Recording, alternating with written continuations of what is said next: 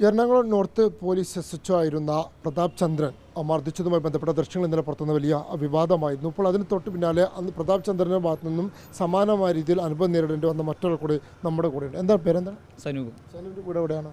ഞാൻ പാഞ്ഞാളോ. വാണിയംകുളം അല്ലല്ല, ഇവിടെ ഷൊർണൂർ മറ്റേ പാഞ്ഞാളെന്ന് പറയും, ചെറുതുരുത്തി. എവിടെ വെച്ചായിരുന്നു ഇത്ര പ്രതാപ് ചന്ദ്രൻ മോശമായ ഒരു അനുഭവം നേരിടേണ്ടി വന്നത്? ഞങ്ങൾ മറ്റേ കലൂര് ദേശാഭിമാനി എന്ന് പറഞ്ഞുള്ള സ്ഥലമുണ്ട്. അപ്പോൾ അവിടെ ചായ കുടിക്കാൻ പോയി. ജോലി ചെയ്തിരുന്നത്? അല്ല, ഞാൻ അവിടെ ഷൂട്ട് ഉണ്ടാവുന്ന സമയത്ത് കിങ് ഓഫ് എന്ന് പറഞ്ഞൊരു പടത്തിൻ്റെ ഷൂട്ടിന് വേണ്ടിയിട്ട് പോയതാണ്. എറണാകുളത്തെ ഷെഡ്യൂൾ ഉണ്ടായിരുന്നു. അപ്പോൾ ഷൂട്ടൊക്കെ കഴിഞ്ഞിട്ട് ഞങ്ങൾ ചായ കുടിക്കാൻ വേണ്ടി ഇറങ്ങി. ഞാൻ സുഹൃത്തും കൂടി, രാഹുൽ എന്ന് പറഞ്ഞുള്ള പുള്ളിയും കൂടിയിട്ട്. അപ്പോൾ അവിടെ പോയ സമയത്ത് ഈ പറഞ്ഞ പോലെ കുറച്ച് ഞങ്ങൾ സംസാരിക്കുന്ന സമയത്ത് കുറച്ച് അപ്പുറത്തായിട്ട് പിള്ളേരൊക്കെ ഉണ്ടായിരുന്നു. അപ്പോൾ ഇവിടെ പോലീസ് വണ്ടി നേരെ വരുന്നുണ്ട്, അവരുടെ അടുത്ത് വണ്ടി നിർത്തുന്നുണ്ട്, ഇവരുടെ എന്തൊക്കെ സംസാരിക്കുന്നുണ്ട്. അപ്പോൾ പോലീസുകാർക്ക് ട്രിഗർ ആവുന്ന രീതിയിൽ എന്തൊക്കെയോ സംഭവിക്കുന്നുണ്ട്. അപ്പോൾ ഞങ്ങൾ തൊട്ടപ്പുറത്ത് നിന്ന് കണ്ടുകൊണ്ടിരിക്കുക. അപ്പോൾ സ്വാഭാവികമായിട്ടും ഇവർ അവിടെ നിൽക്കുന്നതാണെന്ന് ഒരു പോലീസുകാരെ ഇടയ്ക്കൊന്ന് ഒരു സിവിൽ ഡ്രസ് ഇട്ടൊരു പുള്ളി വന്നിട്ട് ഞങ്ങൾ പറഞ്ഞു, എന്താ ഈ നേരത്തെ ഇവിടെ നിൽക്കണേ, എന്താ പരിപാടി എന്താ ചോദിച്ചു. പറഞ്ഞു ചായ കുടിക്കാൻ വന്നാണ്, ഷൂട്ടുണ്ടായിരുന്നു എന്ന് പറഞ്ഞു. ചായക്കടയിൽ വെച്ചിട്ടായിരുന്നു? ചായക്കടയല്ല, ദേശാഭിമാനി ജംഗ്ഷനിൽ വെച്ചിട്ടാണ്. നമ്മൾ ഇപ്പുറത്ത് വണ്ടി നിർത്തിയേക്കായിരുന്നു. അപ്പോൾ അതിനുശേഷം ഈ പുള്ളി വന്നിട്ട് ഇങ്ങനെ ചോദിച്ചാൽ എന്താ വണ്ടിയൊക്കെ ആരുടെയെന്നൊക്കെ ചോദിച്ചു. നമ്മുടെ വണ്ടി തന്നെ, പുതിയ വണ്ടി തന്നോ, അന്ന് എടുത്തിട്ട് 6 മാസമായിട്ടുള്ളൂ. അപ്പോൾ ഇവർ ഇത് പറഞ്ഞതിന് ശേഷം ബാക്കിയുള്ള വേറെ 2-3 പോലീസുകാരും കൂടി വരുന്നു. അതിനുശേഷം ഇവർ ഓരോരുത്തരായിട്ട് വന്നിട്ട് നമ്മുടെ അടുത്ത് പറയാണ്, നീ സാധനം അടിച്ചിട്ടുണ്ടോ, നീ ഏത് സാധനം അടിച്ചതാണ്, കഞ്ചാവാണ് എന്ന് വെച്ചാൽ. ഞാൻ ആ സമയത്ത് മറ്റേ കിങ് ഓഫ് ഓത്തറെ എൻ്റെ അപ്പിയറൻസ് കണ്ട് കഴിഞ്ഞാൽ അറിയാം, മുടി നാടിക്ക് നീട്ടി വളർത്തിയിട്ടായിരുന്നു.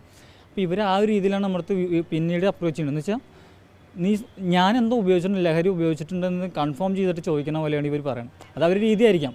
പക്ഷെ നമ്മളിത് പറഞ്ഞിട്ട് അവർ സമ്മതിക്കുന്നില്ല. ഒരാളടുത്ത് നമ്മളത് ഇല്ല സാർ നമ്മൾ ഉപയോഗിക്കാറില്ല എന്ന് പറയുമ്പോൾ സാർ അവൻ്റെ ഒക്കെ കോലം കണ്ടാറിനൂടെ എന്നുള്ള രീതിയിലേക്ക് അത് മാറ്റാം. അപ്പോൾ ഇതൊക്കെ പറഞ്ഞപ്പോൾ നമുക്ക് പേടി. പിന്നെ ഇവന്മാരൊക്കെ ഫോട്ടോ എടുക്കുക, എല്ലാത്തിൻ്റെയും ഫോട്ടോ എടുക്കുക, വണ്ടി സ്റ്റേഷനിൽ കൊണ്ടുവന്ന്. ഈ നാളെ വന്നിട്ട് എൻ്റെ ഇവർക്ക് ഒറിജിനൽ പേപ്പേഴ്സ് കാണണമെന്ന് പറഞ്ഞു. ഒറിജിനൽ പേപ്പേഴ്സ് വീട്ടിലാണ് ഇരിക്കുന്നത്, ഇനി കൈയോടെ വേണമെന്നുണ്ടെങ്കിൽ ഞാൻ കാണിച്ചു തരാം, പുതിയ വണ്ടിയാണെന്ന് പറഞ്ഞു. അപ്പോൾ ഇവൻ പറഞ്ഞു, പുള്ളി പറഞ്ഞു മറ്റേ നിങ്ങൾ ഞാൻ പറഞ്ഞു സ്റ്റേഷനിലേക്ക് വണ്ടി സ്റ്റേഷനിലേക്ക് കൊണ്ടുപോവാണ്, നാളെ അവിടെ വന്നിട്ട് എടുത്തോ പറഞ്ഞു. സാറേ ഞാൻ നാളെ ഷൂട്ടുള്ളതാണ്, കൈയോടെ വേണമെങ്കിൽ ഞാൻ എല്ലാ പേപ്പേഴ്സും കാണിച്ചു തരാമെന്ന്. അപ്പോൾ ഇവർക്ക് അതിനുശേഷം ഞാൻ പറഞ്ഞു വിശ്വാസം ആവണില്ല എന്നുണ്ടെങ്കിൽ സാർക്ക് മറ്റേ ഇതിൽ പരിവാഹനിൽ ചെക്ക് ചെയ്യാമല്ലോ, അത് ചെക്ക് ചെയ്തോ, കുഴപ്പമില്ല, എൻ്റെ വണ്ടി തന്നെയാണ് പറഞ്ഞത്. അപ്പോൾ നിൻ്റെ ഒന്നും പരിവാഹൻ ചെക്ക് ചെയ്യില്ല, ഞങ്ങളുടെ പണിയെന്ന് പറഞ്ഞിട്ട് ഈ പുള്ളി പിന്നെ ഇതിങ്ങനെ റാൻഡമായിട്ട് പോലീസുകാർ മാറിയിട്ട് പറയുകയാണ്. അതിനുശേഷം നമ്മളീ ഇതെടുത്തു കൊടുക്കാൻ നോക്കുന്നുണ്ട്, എന്ന് വെച്ചാൽ ഡോക്യുമെൻറ്റ്സ് എടുത്തു കൊടുക്കാൻ നോക്കുന്നുണ്ട്. അപ്പോൾ ഈ പുള്ളി പറയാണ് ഇവരുടെയൊക്കെ വണ്ടി സ്റ്റേഷനിലേക്ക് എടുത്തോ എന്ന് പറഞ്ഞു. പ്രതാപ് ചന്ദ്രൻ പുള്ളീനെ സത്യം പറഞ്ഞു കഴിഞ്ഞാൽ നമ്മൾ മെയിനായിട്ട് ഓർമ്മയുള്ള കാര്യം ഡയറക്റ്റ് എന്ന് വെച്ചാൽ ഇവൻ മറ്റേ നമ്മുടെ കൂടെയുള്ള രാഹുൽ ഇവരിങ്ങനെ വണ്ടി പോകണത് ഇവരൊക്കെ ഫോട്ടോ എടുക്കുന്നൊക്കെ പറയുന്നെങ്കിൽ കഞ്ചാവ് അടിച്ചിട്ടാണെന്നൊക്കെ പറഞ്ഞ ശേഷം രാഹുൽ വീഡിയോ എടുക്കുന്നുണ്ട്. ആ വീഡിയോ എടുക്കുന്ന സമയത്ത് ഡയറക്റ്റ് ഇവിടെ വന്നിട്ട് ഒറ്റ അടിയാണ്, അവൻ്റെ കണ്ണട വെച്ചിട്ടുണ്ടായിരുന്നു. ഇവിടെ വന്നിട്ട് അടിച്ചിട്ട് ഇവിടെയൊക്കെ ആകെ ഒക്കെ കണ്ണിൻ്റെ ഇവിടെയൊക്കെ ആകെ വീങ്ങിയിട്ടൊക്കെ നിൽക്കുന്നുണ്ടായിരുന്നു. രാഹുലിൻ്റെ മുഖത്തേക്ക് അടിച്ചിട്ട് തുടങ്ങിയത്. അവൻ്റെ മുഖത്തേക്ക് അടിച്ച് നേരെ തൊട്ട് ബാക്കിലുള്ള ചുമരിൻ്റെ അവിടെ പോയി ചേർത്തു. അപ്പം ഞാൻ എൻ്റെ ഫോണിൽ മറ്റേ ഡോക്യുമെൻ്റ് നോക്കിക്കൊണ്ടിരിക്കുകയാണ്. എൻ്റെ കയ്യിൽ നിന്ന് ഇവൻ്റെ കയ്യിലുള്ള ഫോണ് പുള്ളി സ്പോട്ടിൽ തന്നെ എറിഞ്ഞ് പൊട്ടിച്ചു. എന്നിട്ട് ചവിട്ടി കൂട്ടിയിട്ട് ആ ഫോണ് പെറുക്കിയെടുത്തുകൊണ്ട് അതിനുശേഷം എൻ്റെ കയ്യിലുള്ള എൻ്റെ ഐഫോണായിരുന്നു, ഐഫോൺ പുള്ളി എടുത്തിട്ട് എറിയാൻ നോക്കിയിട്ട് ഐഫോൺ കണ്ടോണ്ടാ അറിയില്ല, പുള്ളി നേരെ എടുത്തിട്ട് പോക്കറ്റിലിട്ടു. എന്നിട്ട് ഈ പറഞ്ഞ FIRലും ബാക്കിയുള്ള ഒരു ഇതിലും ഞങ്ങളുടെ കയ്യിൽ ഫോൺ ഉണ്ടായിരുന്നുള്ളതിൻ്റെ ഒരു തെളിവുമില്ല. എന്നുവെച്ചാൽ അവരത് മുക്കി. എന്നിട്ട് സ്റ്റേഷനിൽ വേറെ പോലീസുകാർ പറഞ്ഞു, സാറേ ഒരു ഐഫോൺ കിട്ടിയിട്ടുണ്ട്, വേണോ. ഇവർ പരസ്പരം സംസാരിക്കുക. നിങ്ങളവിടെ വെച്ച് മർദ്ദിച്ചു? ഞങ്ങളെ റോട്ടിലോട്ട് നല്ല തല്ലിയല്ലേ. എന്ന് വെച്ചാൽ നിങ്ങളെ ആരാ മർദ്ദിച്ചത്? പ്രതാപേന്ദ്രൻ എന്ന് പറഞ്ഞ പുള്ളിയും അതേപോലെ ബാക്കിയുള്ള പോലീസുകാരും. നമുക്ക് കണ്ടു കഴിഞ്ഞാൽ അറിയാം, ബാക്കിയുള്ള പോലീസുകാർ മറ്റേ ഒരു 4-5 പോയ ഒരു 6-7 പോലീസുകാരുണ്ടായിരുന്നു ടോട്ടൽ.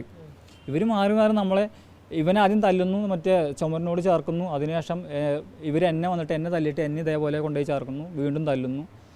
അതിനുശേഷം നേരെ അവിടെ കിടക്കുണ്ടായിരുന്നു. ഞങ്ങൾ നേരെ വലിച്ചിട്ട് മറ്റേ പോലീസ് ജീപ്പിൻ്റെ ബാക്കിൽ കൊണ്ടുപോയിട്ട് റോട്ടിലിട്ടിട്ട് തല്ലി, റോട്ടിലിട്ട് ഇവനെ ബൂട്ടിട്ട് ചവിട്ടി. ഇതിനൊക്കെ ജംഗ്ഷനിൽ വെച്ചിട്ടായിരുന്നു? അതെ. അവിടുന്ന് ഇവനെ രാഹുലിനെ ബൂട്ടിട്ട് ചവിട്ടി, ലാത്തിക്ക് വെച്ചിട്ട് പിന്നെന്ന് കുത്തുകയും ചെയ്തു. എന്നെ ഈ പറഞ്ഞ പോലെ മറ്റേ ഡോറിൻ്റെ ഇതുണ്ടല്ലോ, മറ്റേ ആ വണ്ടി ബൊലേറോൻ്റെ പിന്നിൽ ഡോറിൻ്റെ അവിടെ വെച്ചിട്ട് ഇവരിങ്ങനെ അടക്കായിരുന്നു. എന്നുവെച്ചാൽ ഞാൻ നമ്മളൊരു തെറ്റും ചെയ്യാണ്ടാണ് നമ്മളെ കൊണ്ടുപോകുന്നത്. അപ്പം നമ്മൾ സ്വാഭാവികമായിട്ടും ചോദിക്കും, സാറേ എന്ത് തെറ്റ് ചെയ്തിട്ടാണ് കൊണ്ടുപോകണമെന്ന് ചോദിക്കുമ്പോൾ ഇവർ സമ്മതിക്കണില്ല. ഇവർ പറയുന്നത് വെച്ചാൽ നാട്ടുകാർ നോക്കിയൊക്കെ പറയുന്നത് നീയൊക്കെ കള്ളും കഞ്ചാവ് അടിച്ചിട്ട് പോലീസിൻ്റെ വെക്കെട്ട് കയറുമെന്നാണ് പറയുന്നത്. അപ്പോൾ നമ്മളാണെങ്കിൽ സ്വാഭാവികമായിട്ടും റോട്ടിൽ കൂടെ പോകുമ്പോൾ പോലീസുകാർ ഒരു ടീമിനെ ഇതേപോലെ തല്ലുകയാണെന്നുണ്ടെങ്കിൽ നമ്മളെന്ന് വിചാരിക്കും അവരുപയോഗിച്ചിട്ടാണ് ഇവർ തല്ലണമെന്ന് വിചാരിക്കും. ഇവർ ആ രീതിയിൽ നമ്മളോട് പെരുമാറിക്കൊണ്ടിരിക്കുന്നു. അതൊക്കെ കഴിഞ്ഞ് റോട്ടിൽ നിന്ന് തല്ലി ഇവർ ഞങ്ങളെ സ്റ്റേഷനിൽ കൊണ്ടുപോയിട്ട് സ്റ്റേഷനിൽ നിന്ന് തല്ലി. അവിടെ ഒരു നേരെ കാണുന്ന റൂമുണ്ട്, അവിടെ CC ക്യാമറ ഒന്നും ഇല്ല. നമ്മൾ നോക്കിയപ്പോൾ അവിടെ എന്നെ കൊണ്ടിട്ട് ഈ പറഞ്ഞ പോലെ പ്രതാപേന്ദ്രനും ബാക്കിയുള്ള ഒരു 2-3 പോലീസുകാരും കൂടിയിട്ട് എന്നെ നല്ല രീതിയിലേക്ക് തല്ലിയിട്ടുണ്ട്. അത് കഴിഞ്ഞിട്ട് തിരിച്ചു കൊണ്ടുവന്നു. പിറ്റേന്ന് രാവിലെ ആയപ്പോഴത്തേനും ഇവരന്ന് ഞങ്ങളെ വിട്ടില്ല, നിങ്ങളുടെയൊക്കെ ലൈഫ് ഞങ്ങൾ കളയും, അതേപോലെ നിൻ്റെ കരിയർ ഇല്ലാണ്ടാക്കും, കൂട്ടുകാരൻ്റെ കല്യാണമായിരുന്നു അടുത്ത മാസം, അത് മുടക്കുമെന്ന് പറഞ്ഞു. ഇതൊക്കെ ഇവർ വിളിച്ച് പറഞ്ഞിട്ട് നിൻ്റെ എന്താ പറയുക പടം ഡയറക്റ്റ് ചെയ്യുന്ന നിനക്ക് നാളെ മുതൽ സിനിമ ഇല്ലാത്ത രീതിയിൽ ഞങ്ങൾ ഇതാക്കി തരാം, ഈ എന്താ പറയുക ഡയറക്ടറും അവരും നിൻ്റെ ഫുൾ ടീം ഇപ്പോൾ ഇവിടെ വരും എന്നൊക്കെ പറഞ്ഞിട്ട് ഇവർ വൻ ഭീഷണി. അപ്പോൾ നമ്മൾ ആദ്യമായിട്ടാണ് ഒരു കേസ് ഇങ്ങനെ വരണത്. അപ്പോൾ ഇത് മനസ്സിലാവണില്ല, ഇത് എങ്ങോട്ടാണ് പോകുന്നത്, അടുത്ത സ്റ്റെപ്പ് എന്താ, ഇവരെന്താ ചെയ്തുകൊണ്ടിരിക്കുന്നത് മനസ്സിലാവണില്ല. അങ്ങനെയൊക്കെ ഉണ്ടായതിനു ശേഷം പിന്നെ ഇതാണ് തല്ലുന്നതിൻ്റെ മെയിൻ വിഷയങ്ങൾ ഇങ്ങനെയൊക്കെയാണ് സംഭവിച്ചത്.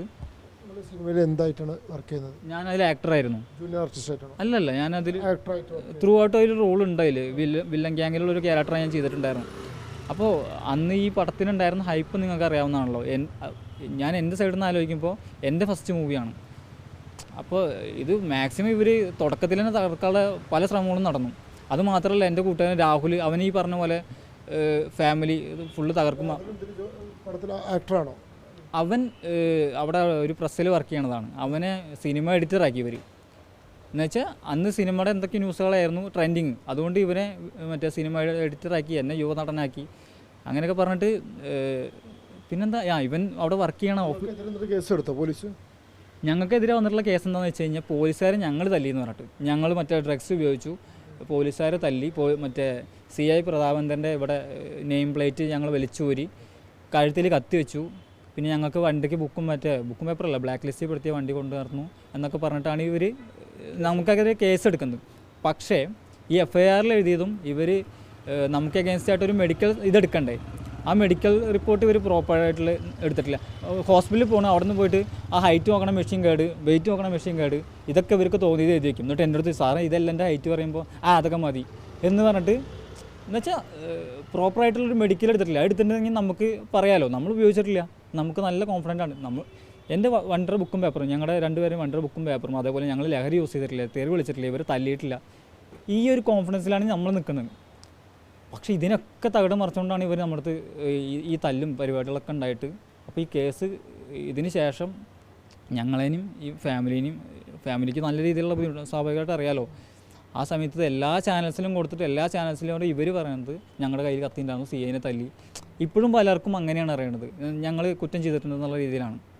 അപ്പോൾ കള്ളക്കേസെടുത്ത് കൊടുക്കുകയാണ് ചെയ്തത്. കള്ളക്കേസെടുത്ത് കൊടുക്കണം, സത്യമായിട്ട് ആ കള്ളക്കേസെടുത്ത് കൊടുക്കുക ചെയ്തത്. പക്ഷേ ഇതിന് മുമ്പേ 1 മാസം മുമ്പേ ഒരു പയ്യനെ, മറ്റേ സ്വിഗ്ഗിയിൽ ഓടുന്ന ഒരു പയ്യനെ ഇതേ പോലീസുകാരൻ തല്ലിയിട്ടുണ്ട്, പ്രതാപേന്ദ്രൻ തല്ലിയിട്ടുണ്ട്. അതിനുശേഷം ഞങ്ങൾ ഇത് ലീഗലി മൂവ് ചെയ്തിട്ട് കേസ് കോടതിയിൽ കേസ് നടക്കുന്നതിൻ്റെ ഇടയ്ക്കാണ് ഇപ്പോൾ 2024 ഈ ചേച്ചീനെ, ഗർഭിണിയായിട്ടുള്ള ചേച്ചീനെ തല്ലിയെന്ന് പറഞ്ഞു. അപ്പം ഞങ്ങൾക്ക് മനസ്സിലാവണമെന്ന് വെച്ചാൽ ഈ പുള്ളിക്ക് ഈ പുള്ളി ഓൾറെഡി CI ആണ്, ഈ നിയമത്തിനൊന്നും ഒരു പേടിയില്ലാത്ത രീതിയിലാണ് ഇത്. പുള്ളിനെ ജസ്റ്റ് സസ്പെൻഡ് ചെയ്തുകൊണ്ടൊന്നും ഒരു കാര്യമില്ല, ആൾ തിരിച്ചു വന്നാലും ഇതേ ക്രൈം ഇനിയും ചെയ്യും. അതുകൊണ്ട് പുള്ളിക്ക് ഈ നിയമത്തിനൊന്നും പേടിയില്ലാത്ത രീതിയിലാണ് ആൾ ഇത് മുമ്പോട്ട് പോയിക്കൊണ്ടിരിക്കുന്നത്. പല വിധത്തിലുള്ള മർദ്ദനത്തിനിരയാക്കി നിങ്ങൾ രാഹുലിന്? പല വിധത്തിലെന്ന് പറഞ്ഞാൽ നമ്മൾ റോട്ടിൽ നിന്ന് നല്ല രീതിയിൽ തല്ലിയിട്ടുണ്ട്, ലാത്തി വെച്ച് തല്ലിയിട്ടുണ്ട്.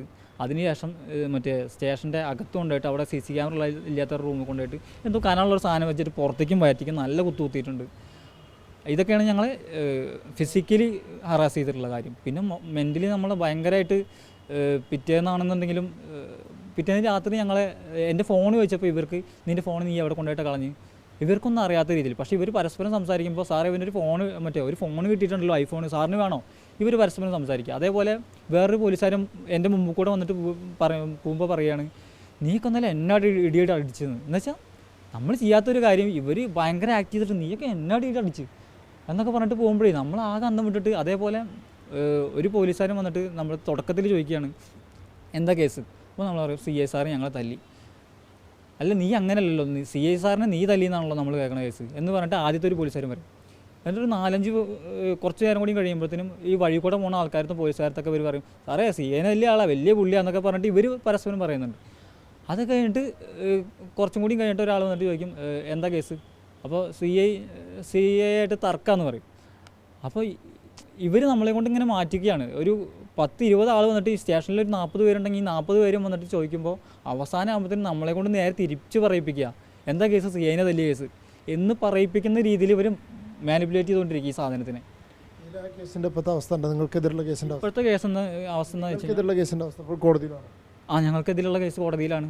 ഞങ്ങൾ പുള്ളിക്കെതിരെ കൊടുത്ത ഇത് ഒരു തെറ്റും ചെയ്യാണ്ട് ഞാനും രാഹുലും കൂടിയിട്ട് റിമാൻഡിൽ പോയി. 3 ദിവസം റിമാൻഡിൽ കിടന്നു. 4ാമത്തെ ദിവസമാണ് അഡ്വക്കേറ്റ് ഫിറോസ് എന്ന് പറഞ്ഞ പുള്ളി നമ്മളെ ജാമ്യത്തിൽ ഇറക്കിയത്.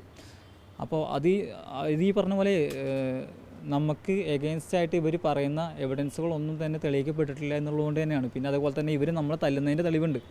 അപ്പോൾ ഇതൊക്കെ ഉണ്ട്. അത് ഓൾറെഡി അന്ന് ന്യൂസായ സമയത്ത് എല്ലാ ചാനൽസിലും സ്പ്രെഡ് ആയിട്ടുള്ള കാര്യമാണ് ഈ ന്യൂസും കാര്യങ്ങളൊക്കെ. നമുക്ക് എഗെയിൻസ്റ്റ് ആയിട്ടാണ് ആദ്യം ന്യൂസ് വന്നത്. പക്ഷേ പിന്നീട് ഈ സാധനം വിഷ്വൽ വന്നതിന് ശേഷം ഇത് കോടതിക്കും ബോധ്യപ്പെട്ടു. നമ്മൾ കോടതിയോട് പറഞ്ഞപ്പോൾ കോടതിക്കും ബോധ്യപ്പെട്ടു. അതിനുശേഷം പുള്ളിക്ക് എഗെയിൻസ്റ്റ് ആയിട്ടുള്ള ഇതെടുത്തിട്ട് ഇപ്പോൾ പുള്ളി കോടതിയിൽ വന്നിരുന്നു. അത് അവരിപ്പോൾ ഹൈക്കോർട്ട് വഴി സ്റ്റേ മേടിച്ചു. ഞങ്ങളുടെ കേസ് ഇപ്പോൾ ഇങ്ങനെ പൊയ്ക്കൊണ്ടിരിക്കുകയാണ്. ഈ 2023 മെയ് മാസത്തിലാണ് സംഭവം. അതെ അതെ, മെയ് 16 മെയ് 15-16 ആ സമയത്ത് എനിക്ക് 2 വർഷമായില്ലേ ഇപ്പോൾ. അന്നേരം പ്രതാപ് ചന്ദ്രനെതിരെ കൂടുതൽ വെളിപ്പെടുത്തലുകൾ വരുന്നു എന്നതാണ് പ്രധാനപ്പെട്ട കാര്യം. ആ മർദ്ദനത്തിൻ്റെ സമാനമായ രീതിയിലുള്ള ചിത്രമാണ് വഴിയിൽ നിൽക്കുന്ന ആളെ തടഞ്ഞു നിർത്തി പരിശോധിക്കുന്നതിനിടയിൽ അതിക്രൂരമായി മർദ്ദിച്ചു എന്നതാണ് ഇപ്പോൾ സനൂപ് അടക്കമുള്ള പങ്കുവയ്ക്കുന്ന ആരോപണം. വീഡിയോ ജേർണലിസ്റ്റ് വിനുവിനൊപ്പം റിപ്പോർട്ടർ അഷ്കർ അലി കരിമ്പ, റിപ്പോർട്ടർ, പാലക്കാട്.